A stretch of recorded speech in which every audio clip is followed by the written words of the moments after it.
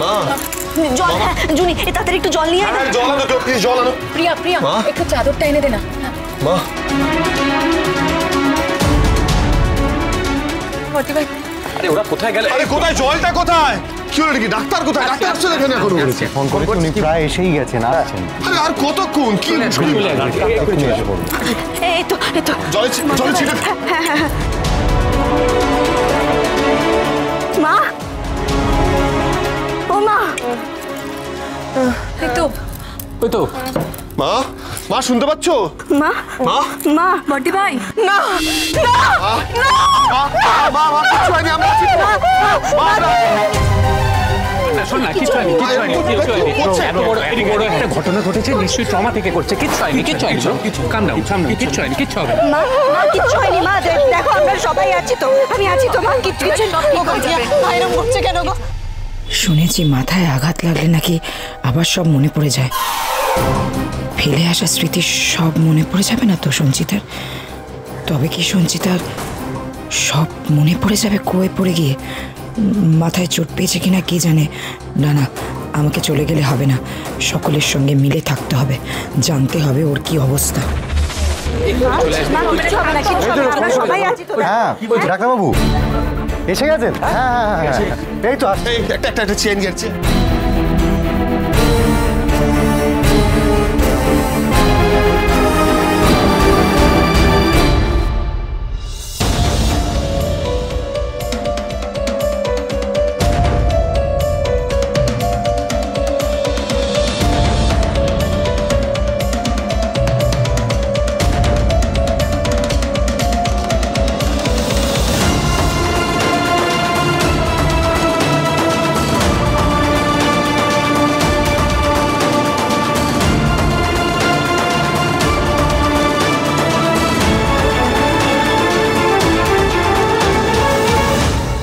দেখুন সমস্যা একটু আছে, প্রেশারটা একটু হাই আছে, ওনার ঘুমটাও ঠিকমতো হচ্ছে না, একটা প্রবল মানসিক চাপে আছেন উনি।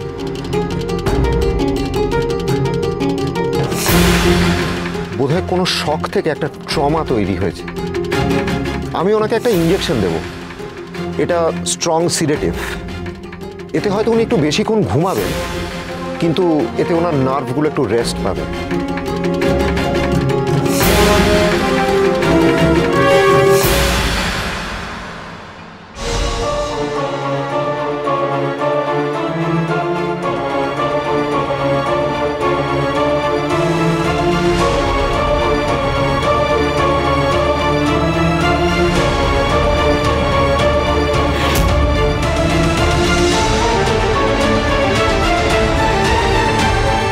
কথা কদিন ধরেই আমার দিকে ওইভাবে তাকাচ্ছে কেন কে জানে?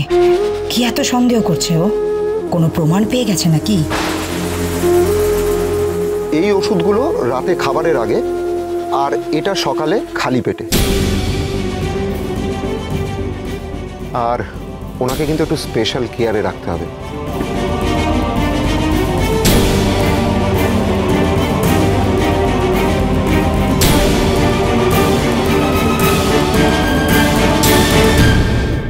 পাচক মশাইয়ের তো গভীর চোট লেগেছে মনে হচ্ছে, একবারও মুখ ফুটে কিচ্ছু বললেন না।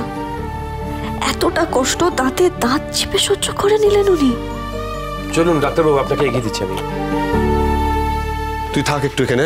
আমি আছি। আসো আসো। কিচ্ছু হয়নি মা, আমরা আছি তো সবাই।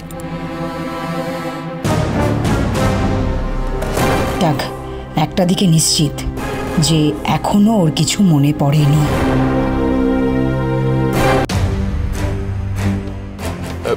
ডক্টর মানে মাকে কিরকম দেখে একটু প্লিজ কিছু বলুন। দেখুন, আমার যা মনে হয় এই ঘটনায় ওনার ব্রেনের ওপর খুব চাপ পড়েছে। প্রত্যয়বাবু আমাকে ফোনে বলেছিলেন যে she is going through memory loss. তাহলে ওনাকে কোনো রকম মানসিক চাপ না দেওয়াই ভালো।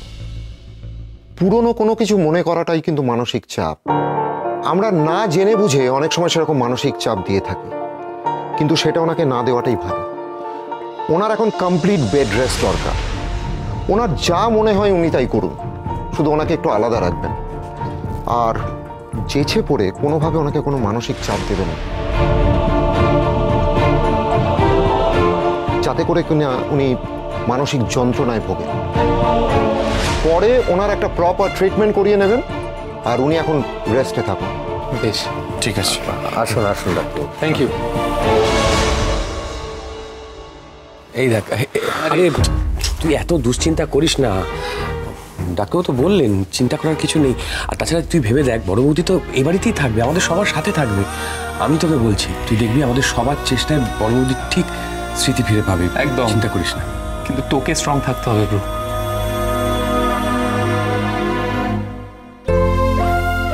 ডক্টর যেরকম বললেন তাহলে সেটাই করতে হবে।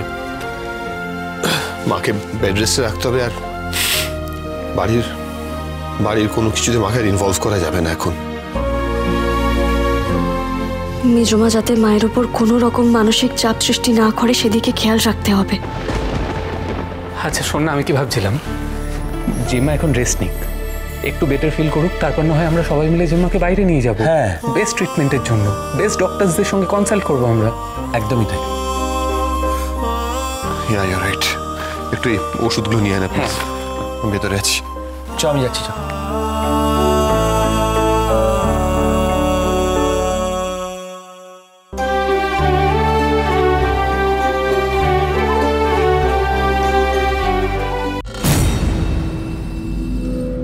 মেজমা,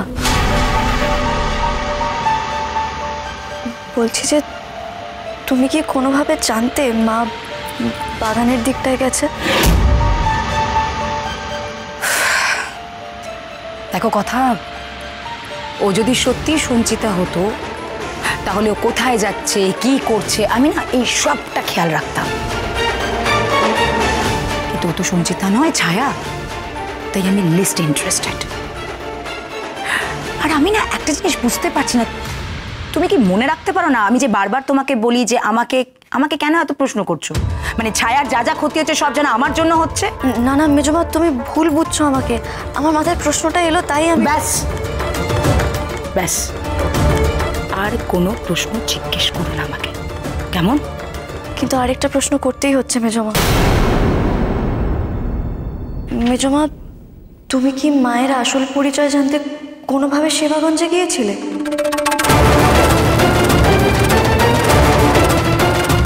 কথা আমাকে সেবাগঞ্জে দেখে ফেলেছে নাকি? ও আমাকে কেন জিজ্ঞেস করছে আমি সেবাগঞ্জে গিয়েছিলাম কিনা?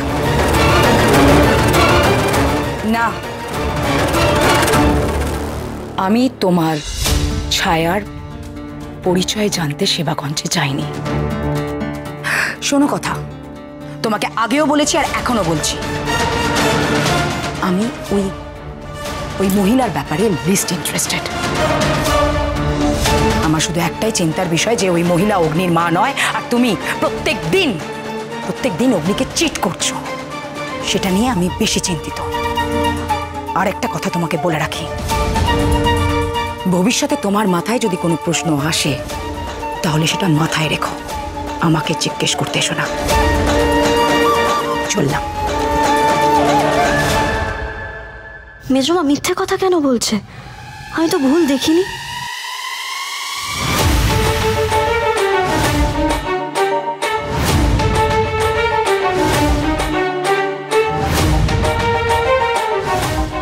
আর আজকে মা কুয়োতে পড়ে যাওয়ার পরও ঢাকনাটাই বা কে দিয়ে দিল?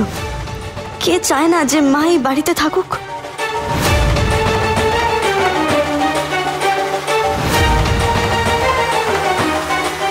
পাকামি করে কুয়োয় নামতে গেলি দড়িটা ছিঁড়ে গেছিল। একবার ভেবেছিস কি হতে পারতো? আমি তো উদ্ধার করার জন্যই নেমেছিলাম পাচক মশাই। আর আমি যদি না থাকতাম তাহলে কি হতো? তার মানে আপনি আমায় ছেড়ে চলে যাবেন, পাশে থাকবেন না সারা জীবন? এটা আপনার জন্য। এটা এখানেই থাক, ভালো লাগছে। আমি আর আপনি তো বন্ধু, বন্ধুরা বন্ধুদের জন্য আনতে পারে না। বন্ধুত্বের গোলাপের রং বুঝি লাল হয়? অঙ্কিতা আর জুনির সম্পর্কটা আমার আর পাচক মশাইয়ের মতো শুধু বন্ধুত্বে আটকে থাকলে চলবে না, ওদের মধ্যে ভালোবাসার ফুল ফোটাতে হবে। আর তার জন্য আমাদের সবাইকে কিছু একটা করতেই হবে।